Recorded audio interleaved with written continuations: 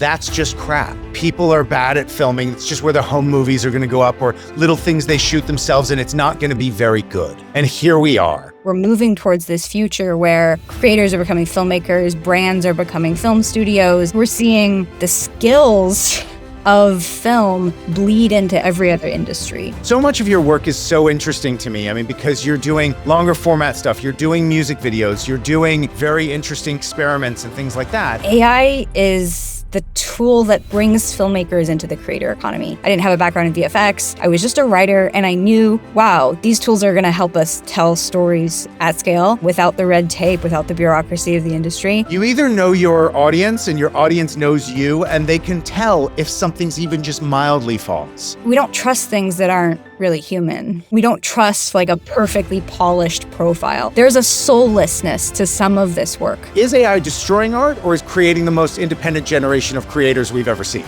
Well,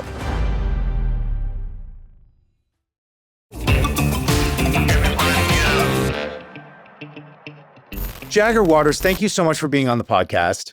yeah, thanks for having me. Yeah, I'm really excited to talk to you because you are an AI creator who I've been aware of for quite some time, but also you're now working at the intersection of where the creator economy, getting more understanding of that in higher education. And so you seem to be like not just tapped into it from the experience of working with AI tools to make, content and art, but also now on the front lines of the discussion points and all the talking points about, the development of the creator economy and getting people to understand that more and take it more seriously. So I'm very excited to talk to you. Thanks for being here. Yeah, thank you. I know we've been trying to make this happen for a minute, and we've both been so busy over the last year. So happy to be here and dive into all of it. Great. Well, listen, I'll just dive in then. I mean, so much of your work is so interesting to me. I mean, because you're doing longer format stuff, you're doing music videos, you're doing, very interesting like experiments and things like that. And I see somebody like you and so many of the artists like Reza and Paige Piskin and people like that. And, so many of the people I speak to who are creatives or people who have been creatives in large creative organizations are kind of like AI's creating slop and AI's destroying art. But I'd love to get your perspective there. Is AI destroying art, or is creating the most independent generation of creators we've ever seen? Well said. I do think that it's going to create a generation of independent creators. It already is. And I think that AI is one of the greatest tools of influence that filmmakers have ever had. And that doesn't mean that all of it's good. And the comments about AI slop are really valid. But I think that AI is the tool that brings filmmakers into the creator economy, because the whole, the industry that I've been working in, the way that I was taught in the theater, film, and television program that I graduated from was that like we're all in these separate categories, and you just focus on directing, you focus on writing, you focus on being a colorist, and you can find work like in that niche. But it's all kind of blending together. And in addition to adopting AI, I've also had to upskill myself and learn how to edit and learn how to sound design and sound mix, because we have to create at scale now. Whatever you're making, whether you are a filmmaker or you're trying to do write in film, in TV, film, microdramas, like we have to produce content at scale. So you have an original voice, you have a writing style, you have a directing style, you have a vision, and now you can use AI tools to bring that to life, to showcase, hey, this is what I could do with a bigger budget. Mm-hmm. Yeah, I liken it to when I first started making documentaries, and obviously, I'm sure a lot of people have had this experience, but you start making documentaries and you think that the footage is the thing. And then you get into your first edit and you go, oh my God, the sound is bad.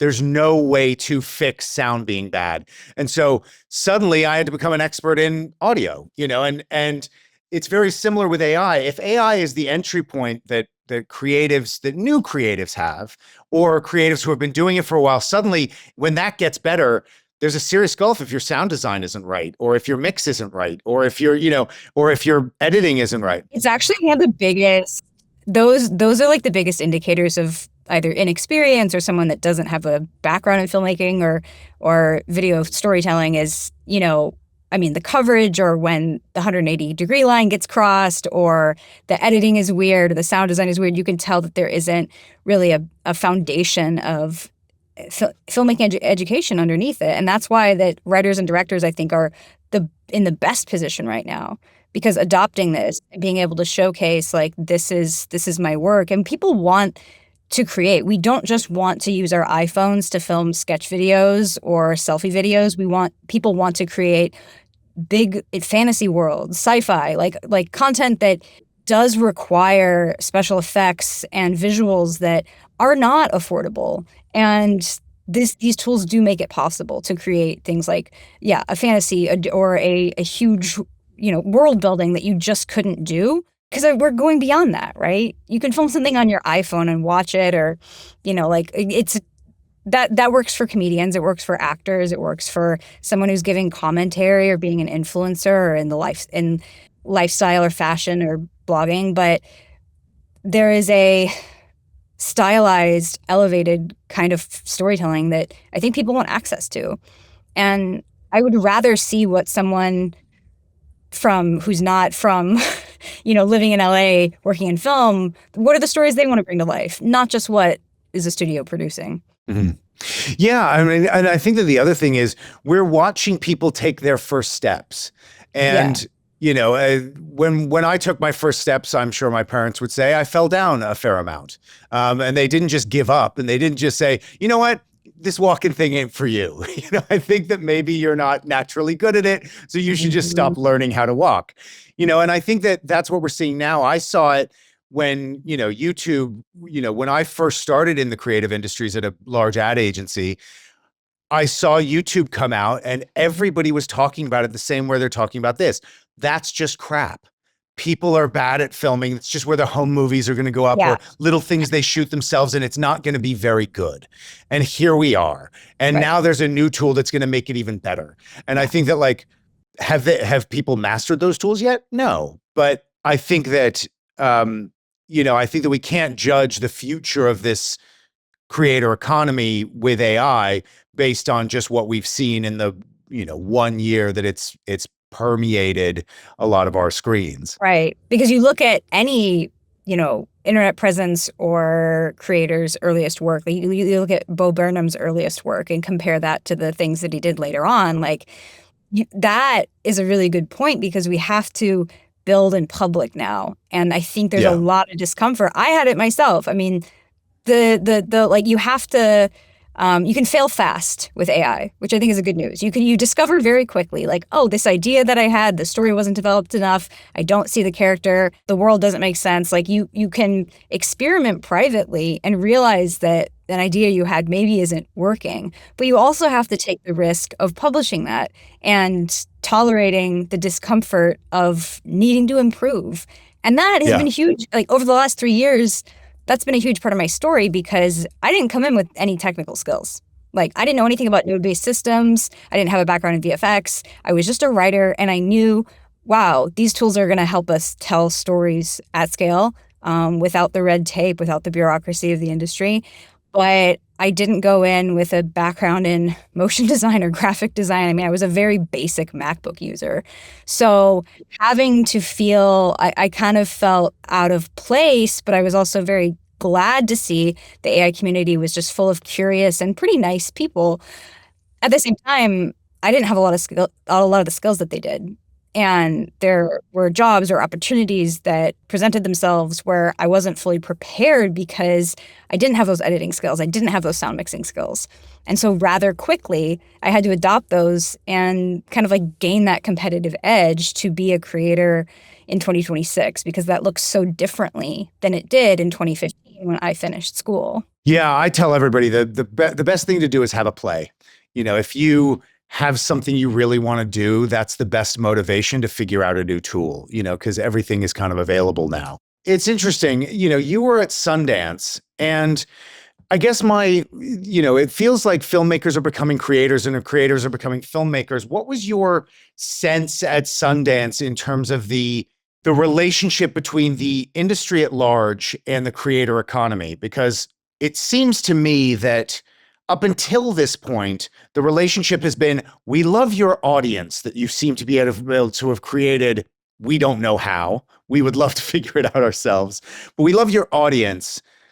You're a necessary evil. That sort of seems to me to be the way that modern studios or the industry at large has approached creators. Is that true, and is that changing? I do think that the entertainment industry still looks down on influencers, creators, or I guess you want to call them like YouTube natives, Instagram natives, whatever you want to call it. And I think part of that is just maybe the prestige of like, film and television is in a different category. It's harder. It has a totally different history. So I think those people, they feel like they come from different places. And when you really boil it down, it's just storytelling and connection. But I think that both sides of the aisle don't really see that. But I think you're right. We're moving towards this future where creators are becoming filmmakers, brands are becoming film studios, and like content creation, filmmaking, high quality video, good storytelling is now your responsibility, whether you're a CEO, whether you own a small business, whether you're an entrepreneur, whether you're a filmmaker. So I think we're seeing the skills of film bleed into every other industry.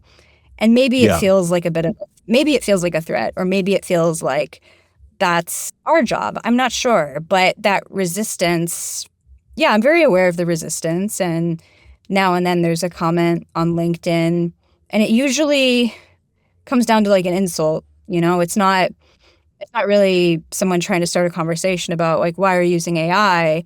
It just gets kind of boiled down to insults, I guess. Well, I mean, that's most of social media, regardless of how you're putting it out there, right? Exactly. And I don't know, going back to what we were talking about with like putting yourself out there, like all of that risk that you're putting yourself at risk of being hated, of being seen. It really is that like mortifying ordeal of being known that I'm still trying to get over myself, but now you can build publicly. You have to build publicly. And I think that witnessing the collapse of power structures that we are on a broader scale, which is a whole collective trauma that's contributing to the conversation about AI that I don't think we're not really connecting the dots on. But we don't trust things that aren't really human. We don't trust like a perfectly polished profile. Like, the joke about LinkedIn is that it's just like everybody kind of gassing themselves up and, presenting this really perfect professional persona that's like just not entirely true. So I think that what professionals in general and also filmmakers can borrow from the creator economy is being imperfect in public. Because that is the journey that people want to join with. Or you're starting a new venture, or you're making a film and you can be honest and say, I feel out of my element. These are the places where I'm inexperienced. Like, can you join me for this journey and like stay with me as I grow? And the more that I've learned about the creator economy working in digital management like I do now, is realizing that that's what keeps an audience involved in your work, not just for 90 minutes in a movie, not just for 30 minutes in an episode of television, but for years. Yeah. There's somebody I've been emailing with a lot recently, named Vix Jagger, and it's been confusing me a lot because I've been emailing with you and emailing with her, and Jagger Waters, Vix Jagger. But it's sorry, that's unimportant. But she is very interesting. She's the head of AI at a large ad agency called Droga 5, and her mother has recently started making these AI dance music videos that are cat videos. And her mother's, much older, and she's been putting them out, and they're consistently now getting 2 million views every time she posts them. And she told me a story, and I'll check with her that she's okay with me telling it. But she said she did one saying, you know what? Okay, mom, I've been working in advertising a long time. I know what people want. I know how to make this cooler and better. And it flopped. Same audience, same channel, completely different Wow. uptake metrics. And it was Yeah. just an indicator to me of you either know your audience and your audience knows you, and they can tell if something's even just mildly false or Yeah. mildly different.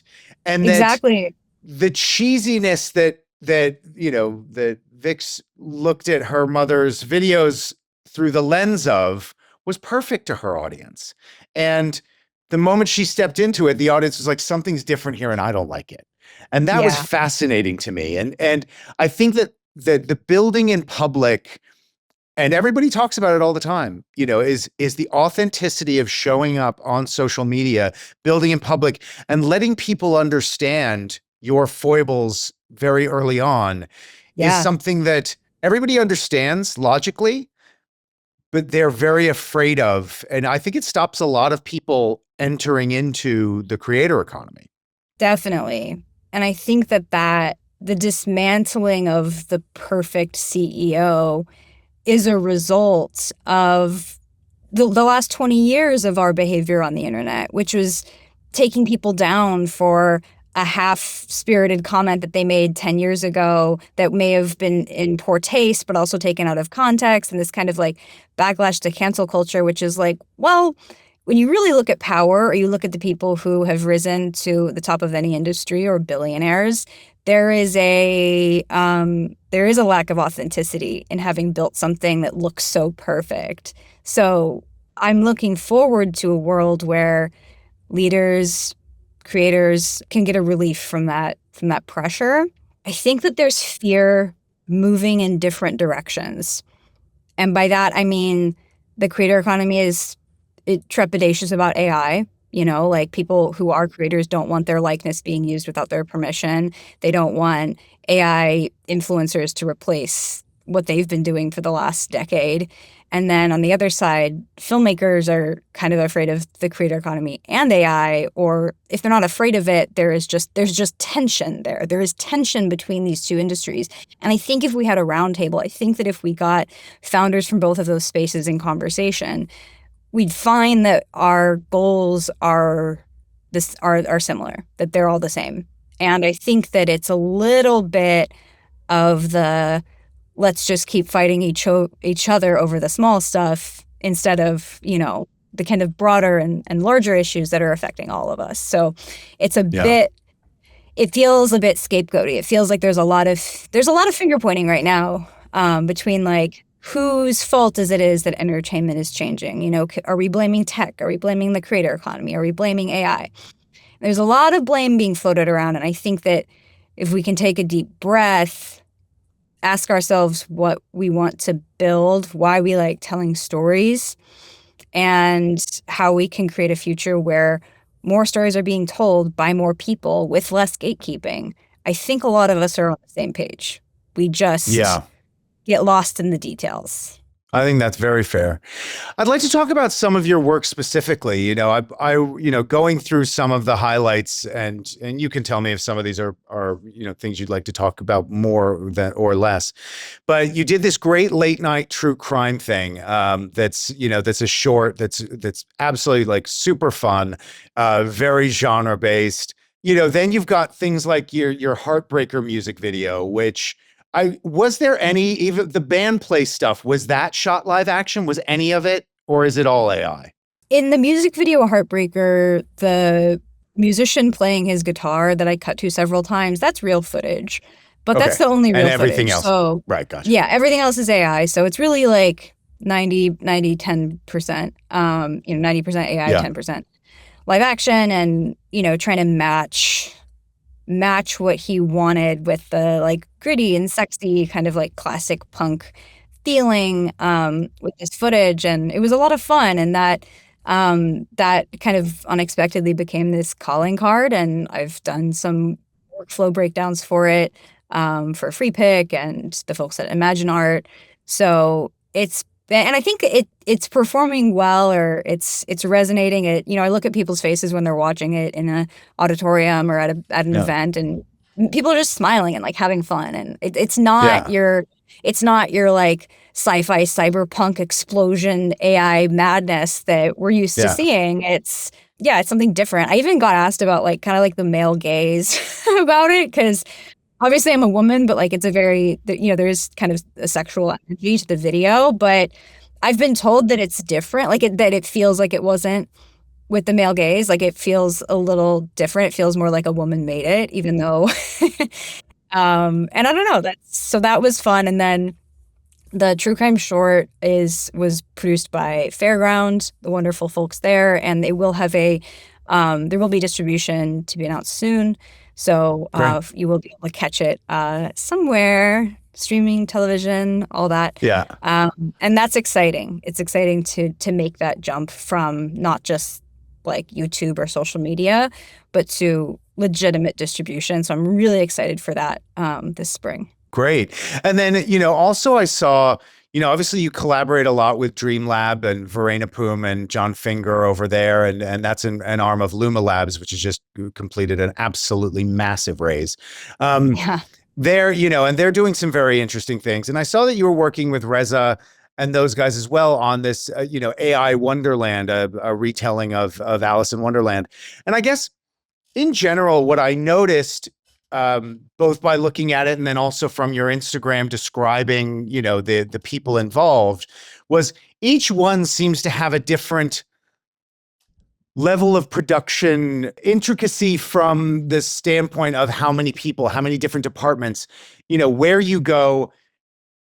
How do you approach different types and sizes of jobs where you go, this is one where I need to bring in multiple departments effectively. And this is one that is an auteur's eye or something I'm going to do entirely myself. Yeah, that's well said. I think in any larger production, like something that's going to be a feature or just larger scale, like it's kind of a given now that we're moving towards hybrid.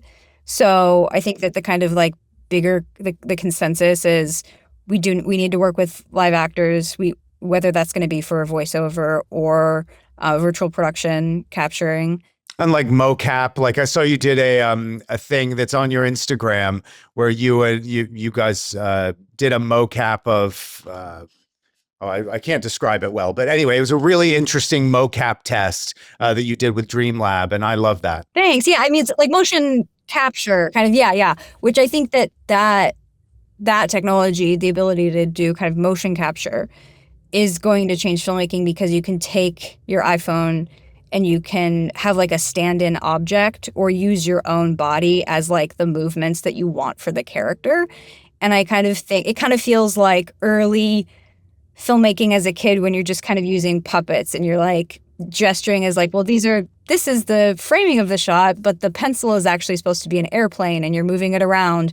But you can do that now and then replace it with an actual airplane.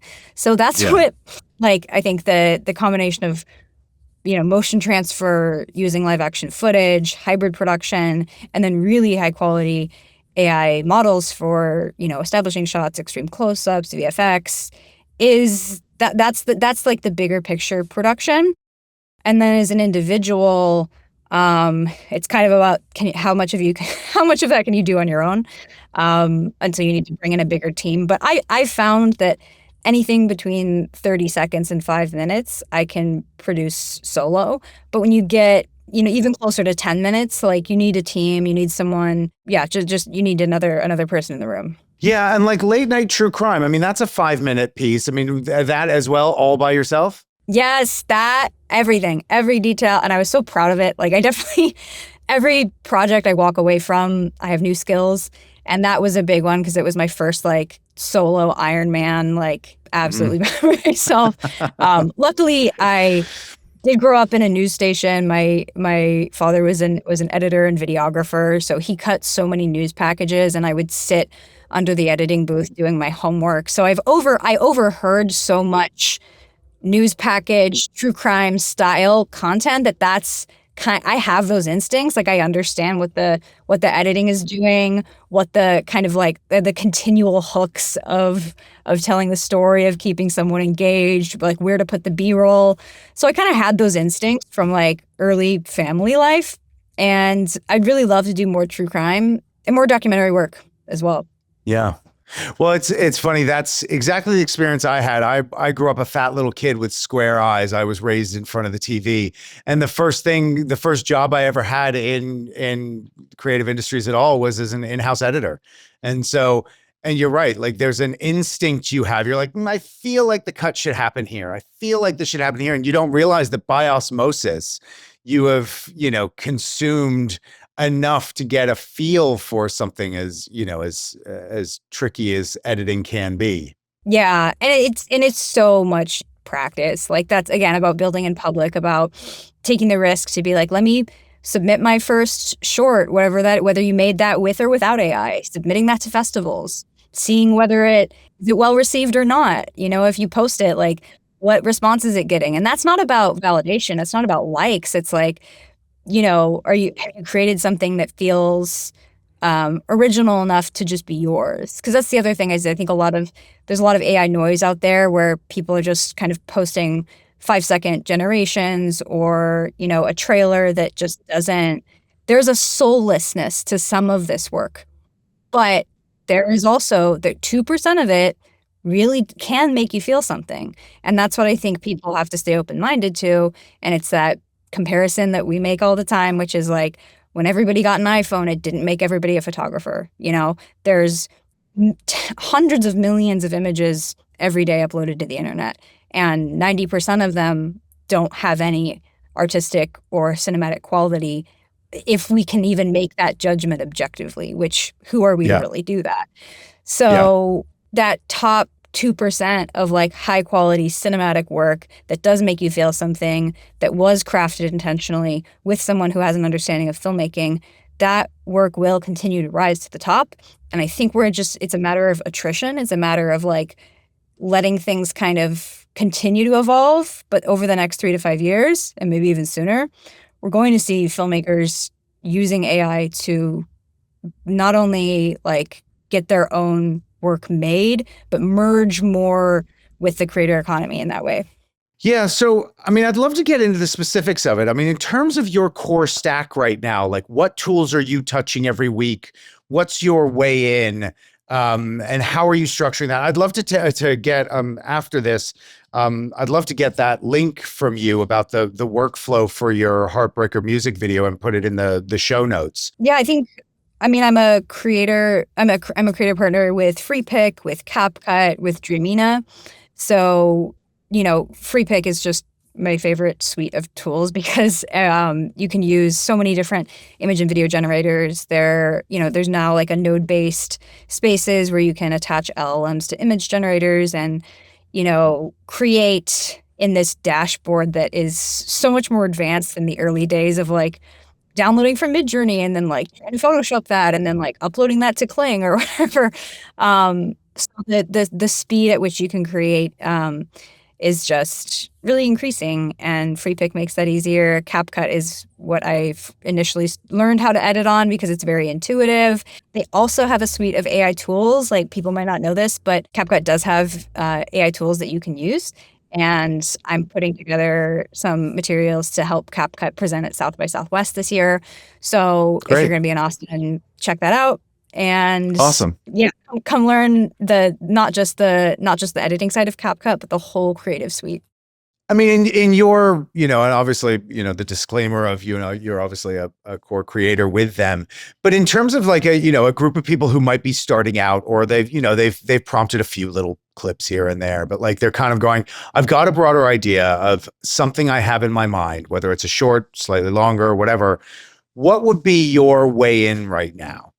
Looking at the tool stack as it exists today, what would be your ideal tool stack? I can talk about the tool stack, but also the skill building that I think is just as important for someone if you don't have a background in film, like you didn't study film, it's new. Maybe the most you've done is shoot some videos on your iPhone. Like if that's where you're coming from, I think that your skill set should be built on a foundation of filmmaking. So whether you're going to watch YouTube videos or documentaries about film or start understanding, what cinematography really is, how it's an important tool of storytelling. Like, why are you cutting from a close-up to a super wide? Why are you using a Dutch angle? historically, how has that been used and what does it mean? That is such an essential foundation in education, regardless of the tools that you're using. So I would start with that.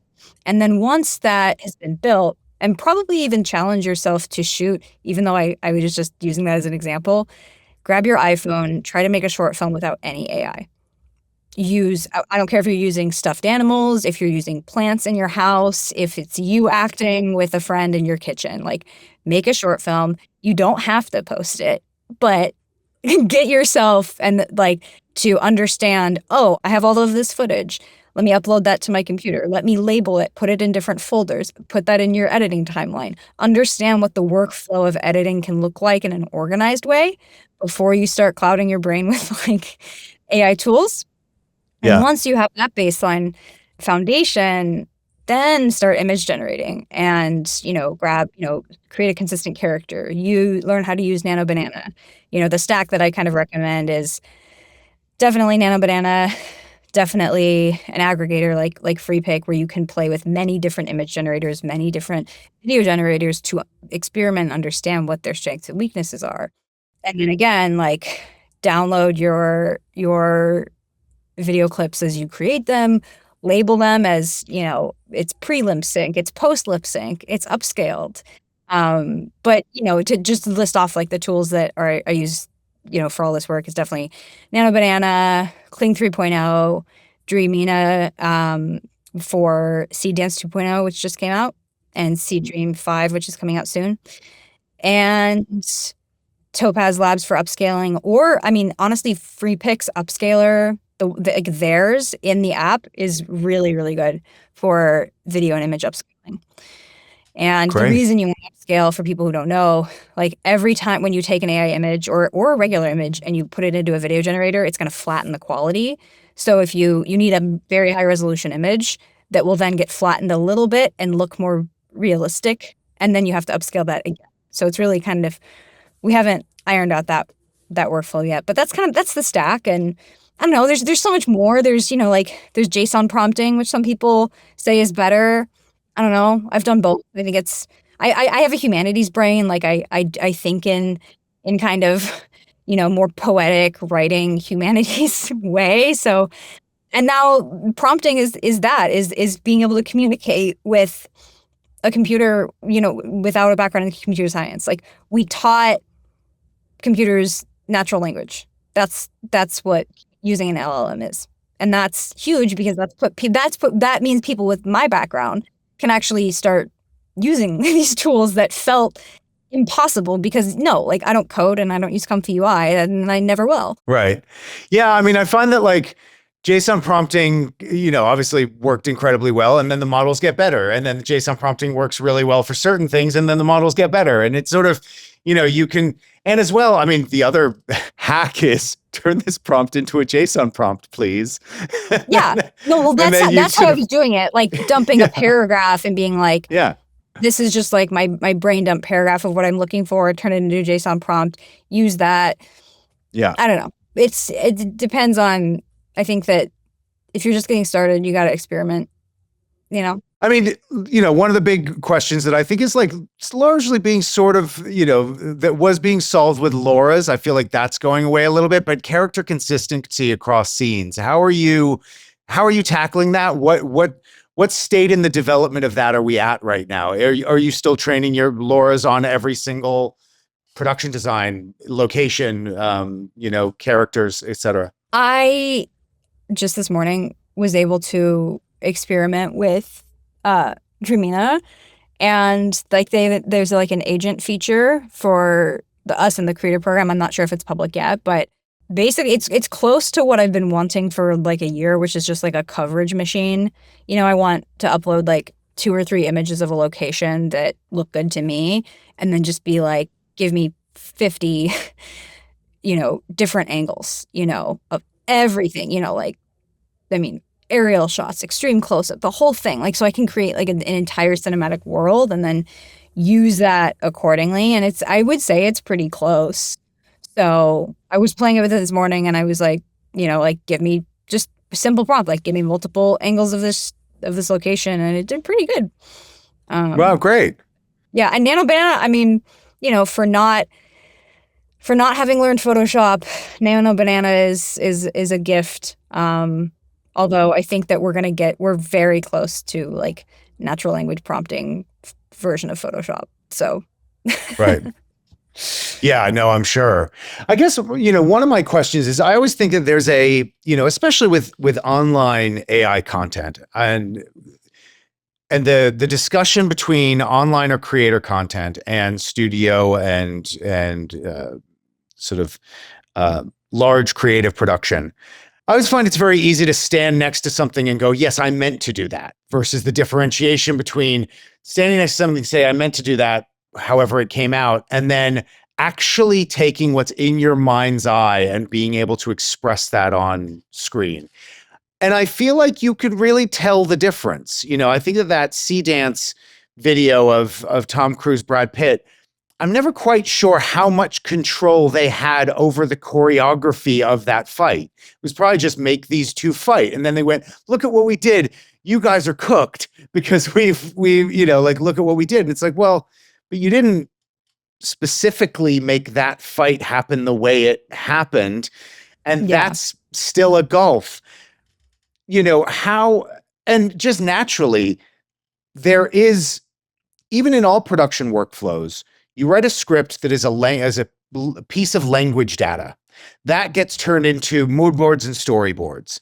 That is now a piece of visual data that is fundamentally different from what you're going to shoot on the shoot day. Yeah. We're always talking at the cross stages of different mediums talking to one another.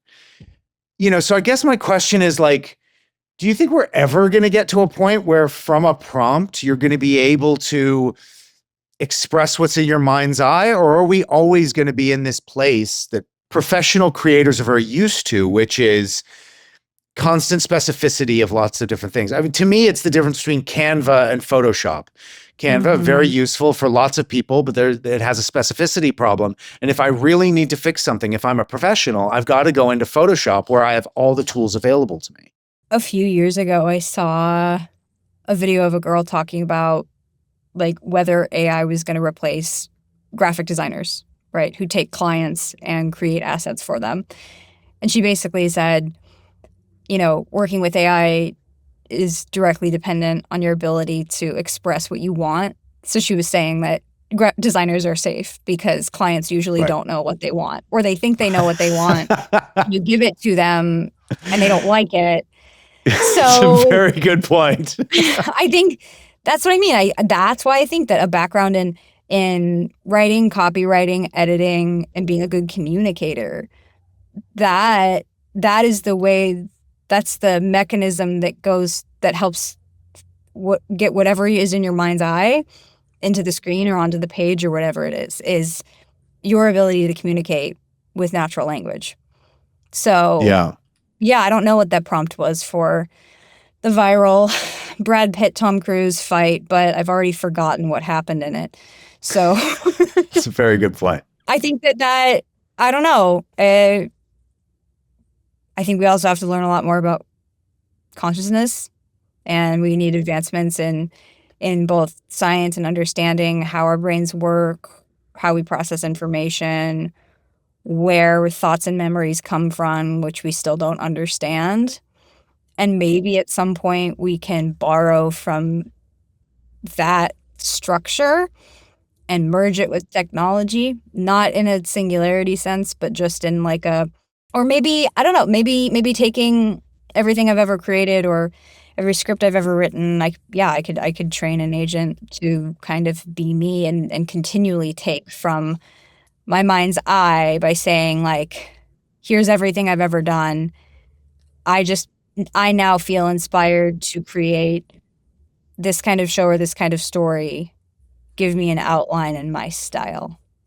We can already do that right now. So it's not a reach to say that eventually we'll get just deeper into that. But I also don't want AI to ideate creatively. And when I work with an LLM, I end it with, do not come up with creative generative ideas. Ask me questions to fill in the gaps of what feels like it's missing here. So I always spin the relationship around with LLMs, and I always say, I am the creative leader. You are not here to give me creative ideas. You are here to structure my creative thoughts. And asking it to ask you questions, especially if you're trying to develop an idea, is just a great hack, because then you are being presented with a question like, oh, I didn't think about that. I didn't think about whatever the narrative issue that I'm bumping up into.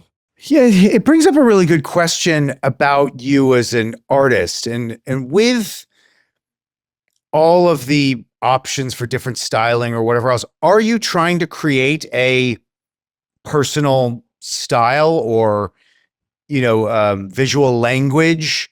I mean, looking at your work, it's all very disparate and different. Are you really focused on story? Are you focused on trying to play with the next new tools and seeing what creativity comes out of you? How are you interacting with these tools as an artist?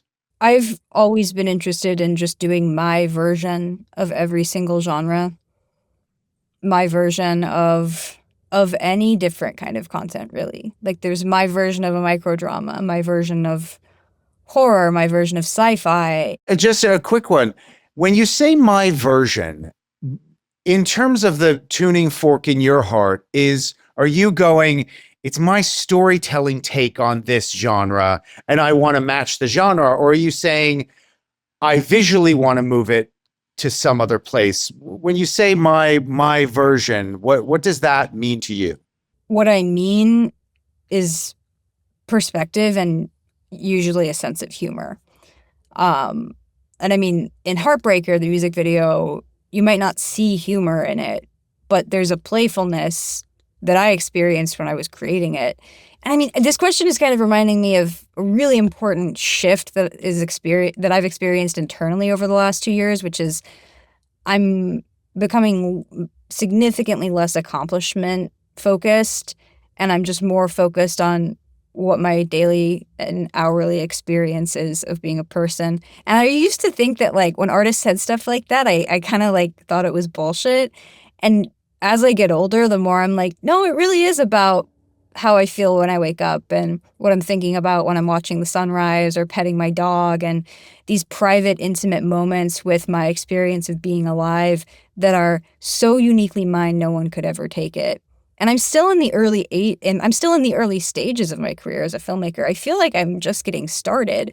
So this is the earliest work and lowest quality work that I'm ever going to produce, because from here on out, I get to get more specific with that question, and I get to kind of identify, how do I take just my general creative preferences that are connected to my experience of being a person? How do I give that something that is very unique and recognizable, where you see it and you go, oh, that's Jagger? And that's the next stage for me. That's what the next 2-3 years is creating stuff that is so unquestionably me that you know it when you see it. Do you think some of that piece is because these tools allow you to fulfill yourself creatively? So many of the creatives I know are struggling in one way or another. I know great creatives at large agencies. Their ability to be happy is directly correlated to, did I get something on TV? Did I get a campaign out the door? Was my creativity Yeah. expressed? And Mm-hmm. so many filmmakers I know, the ones that feel great are the ones that are constantly working and constantly gigging and jobbing and getting to do things. And when they reach lulls or a job doesn't happen and they aren't creatively fulfilled, it's harder for them to see the joy and the positivity of life. Do you find that that's true for you? That it's part of it is these tools, your ability to constantly create helps with that? Yes. I think that a lot of artists in any major city, but especially if you've had considerable amount of success that has brought you to a full-time job or an in-house role where you get to use your creative skills, I notice that I recognize the dissatisfaction in artists that have been monetizing have been relying on their creativity to be a continual engine of monetization.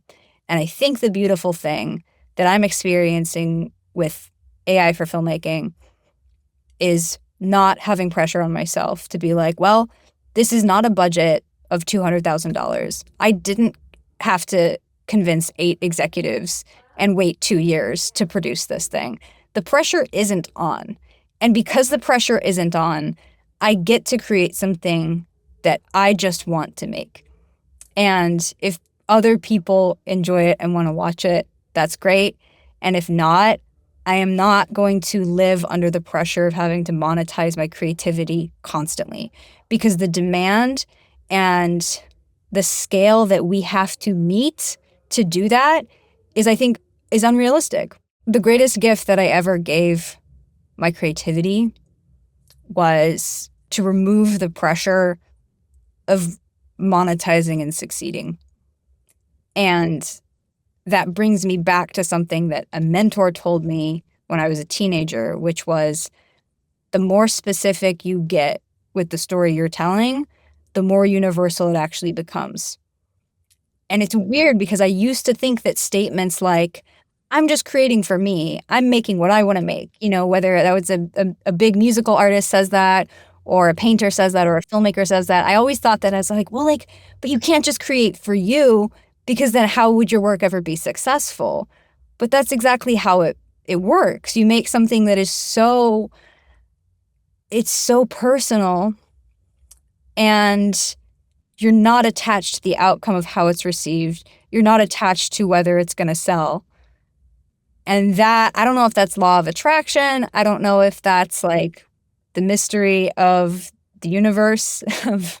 Well, when you're having a direct relationship with your consumers and it's not based on whether that studio made or lost money, when you're having a direct relationship with your consumers, there's many more ways to win. They either really resonated with your story, they either really liked the piece of media, or they liked your story and they liked that you tried. There's so many more ways to get them to buy into you that as much as you're failing publicly, you're also winning on a lot broader basis. Yeah. Is that true, or have I just talked out I of think turn? so. I think the last 10 years, when I look at how I felt, when you graduate school and you're thrown out into the reality of the industry and you're like, oh shit, I'm hemorrhaging money. I have to figure out how to like be a person and like be alive, pay rent, pursue, get the title that I've been excited about. And when you do that and you're living under just this pressure that it can kill creativity. And I think there was a big turning point for me a few years ago where I was like, I'm not even enjoying the thing that I thought I loved. And that I realized my relationship with writing, my relationship with filmmaking, my relationship with anything creative was actually very fraught. And there was so much tension in my body when I would just sit down and try to write a script or finish a feature, or early on, like making an AI film, like there was just pain involved. And I was like, where is this coming from? And it came from a decade of feeling like, if this isn't perfect, I can't do this anymore, or it's not going to sell. And there's so much pressure to sell, to get your IP out the door, to get, a TV show with a huge A-list celebrity attached to it. And like, not for the gratification, just for the financial survival. Like at a certain point, the desire for success is not about the ego. It is about surviving in this world that is becoming exponentially more expensive. Yeah. I had to ask those questions a few years ago where it was like, well, what do I really love? And how can I protect what I love? I have to protect my writing from the machine of commercial monetization while also pursuing that. Needing the commercial. Yeah, exactly. Well, so let's talk about that. Let's talk about that. What is the revenue mix? How, when you've got your audience, you've built it a little bit, how is that business side of it running? Well, that's a good question. I think that the issue that hasn't been addressed directly for, let's say, like a young filmmaker who's like finishing film school and they're like, okay, I want to work in film and TV, but I know I need to lean into social media and I need to create like some kind of like series or character that's going to exist on TikTok or Instagram. And the problem with doing that is at first it's going to be very time consuming and it's not going to make you money. And if you've built on social media at all, you understand how slow the process is from 0 followers to 1,000 to 10,000 to beyond. That takes a lot of time and it's a big investment. And when people say, just quit your job and like build on social, I think they're ignoring the growing pains from 0 to 100,000. And how can you create balance in your life where you're not relying on the construction of that channel to give you money right away because you can't. And then you're not even going to like doing it anymore. How can you structure your life where you have a foundation, you have income, you have a job that you can work with, that you enjoy enough, and you can rely on that, and you can use that as your foundation and then build something creatively without pressure. And I think that when I look at the balance of my life, being freelance, being full-time, I need a balance of both where it's like to take on a creative project that I'm producing for someone else or helping to tell their story with AI like I do with creating pitch trailers sometimes or short films like the True Crime Project. Like I can enjoy that process more because it is not under the microscope. It is not life or death. It is not about, meeting rent or not. It really gets to be play and exploration and curiosity. So to answer the question, I would say, if you're going to build, acknowledge that there's going to be a period of time where you have to pour so much work into it and you can't monetize it first. You can get there eventually, but you have to enjoy your life without that success. You have to have a baseline financially without that success in order to even playfully interact with it. And that's my opinion. That's the thing that no one talks about. Yeah, but it's the fuck you money, right? It's no, I don't want to take that job. That job doesn't interest me, and I have a little buffer. Whether that revenue stream is fully supporting your life or whether it's just adding a layer of protection to your life and a little bit of freedom, I think that's the alternative is you come out of college or you don't go to college, whatever it is. And, the way it worked for me is I was handing out flyers for a comedy show outside the Anne Frank house in Amsterdam. I mean, that's how I was making the little bit of money I could make to be able to survive. And then I got a job. Luckily, I got a job at an incredible agency as their in-house editor. But I could have just as easily gone into an agency that was doing terrible work. And if that had been the case, my entire career trajectory might have been different. I just lucked into one of the best ad agencies in the world. I mean, so much of it's luck, and I mean, like, I'm grateful that the trajectory that I had. But I was broke for 2 full years of not knowing how I was going to eat at the end of every month. Yeah. And I mean, I'm grateful for the path that I've followed, but if I could do it again, I think the thing that I would do is I would look at the job market that I was emerging into and say, what trade skill do I need to make the most amount of money in controlled small chunks? And by that, I mean like getting really good at editing, 12, 15 years ago. Or I'm being a tattoo artist, a really good one who builds like a community and a social and a fun following. Like, how can you make very large chunks of money in short amounts of time that you control?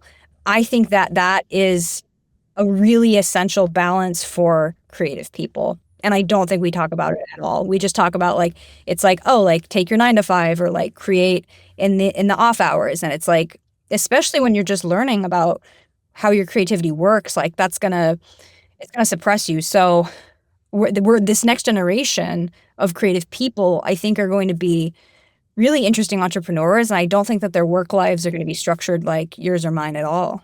Well, let's talk about that. I mean, we're obviously sort of near time, so I just want to, but talk about that. I mean, what do you think if we are going to prognosticate about the future, what do you think the creator economy looks like for both artists and influencers, creators, and artists? Is that different amongst those three? Are they all going to be one type of person? And what do you think it looks like in the future? I do think it's merging into one thing, like storytelling, the ability to communicate, making content, communicating through digital platforms, like that is the foundation of commerce now.